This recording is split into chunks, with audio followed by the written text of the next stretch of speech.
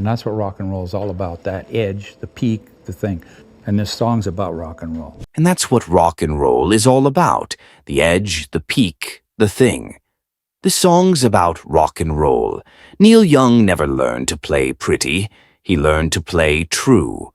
While others polished their sound until it gleamed, Young kept the rust. He wanted to see you dance again, to feel the rough edges and the cracks where the light gets in.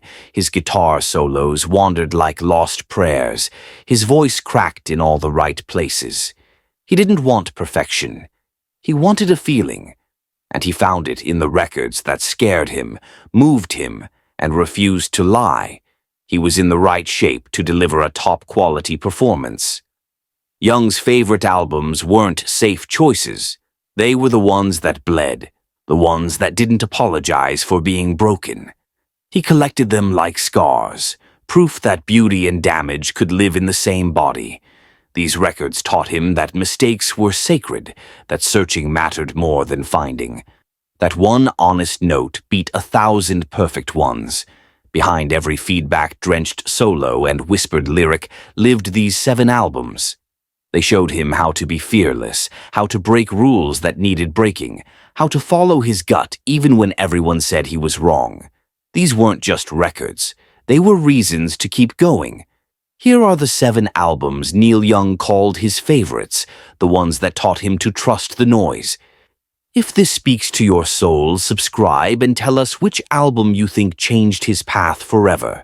Neil Young heard Hank Williams and understood loneliness for the first time. Hank's voice carried weight that had nothing to do with volume. He sang about heartbreak like he'd invented it, about drinking, leaving, and trains going nowhere. Young, growing up in Canada with folk in his blood, heard something ancestral in Hank's songs, something older than rock and roll, something true before truth had a sound. That guitar used to belong to Hank Williams. And that just blew Neil away. I'm so lonesome I could cry. Didn't need explanation. You felt it in your bones. Your cheating heart told a story everyone knew, but no one wanted to admit. Hank sang simply, plainly, with a crack in his voice that made you believe every word Young learned. You don't need to complicate pain. Just say it straight and let it hurt. What destroyed him was Hank's honesty. No metaphors to hide behind, no studio tricks, just a man, a guitar, and feelings too big to hold. Inside, Hank died young, burned out at 29. But his songs lived forever because they told the truth. Young carried that lesson through his career. Don't pretty it up, don't sand down the edges. Let people hear the break in your voice. Later, when he wrote Helpless or sang Only Love Can Break Your Heart, Hank Williams was standing right behind him, teaching him that country and rock both come from the same place, the human heart, when it can't lie anymore. Then came Bob Dylan. Young heard the freewheelin' Bob Dylan and realized words could be weapons. Released in 1963, it didn't sound like anything else Dylan sang, like he didn't care if you liked it. His voice was sharp, nasal, completely his own. He wrote songs that asked hard questions and didn't wait for answers. Young was still a teenager playing in Canadian bands, but this album showed him that music could matter beyond the dance floor.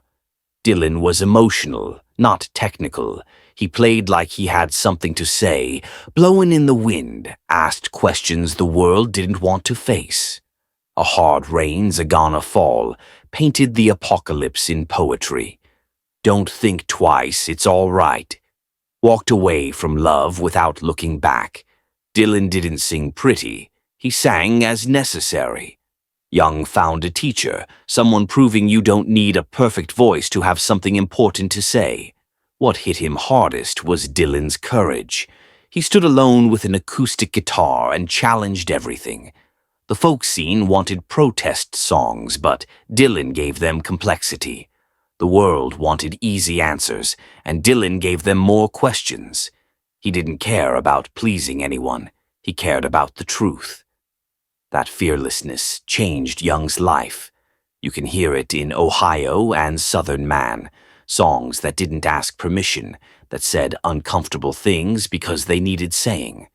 Dylan taught Young that music could be a hammer, and sometimes the world needed hitting.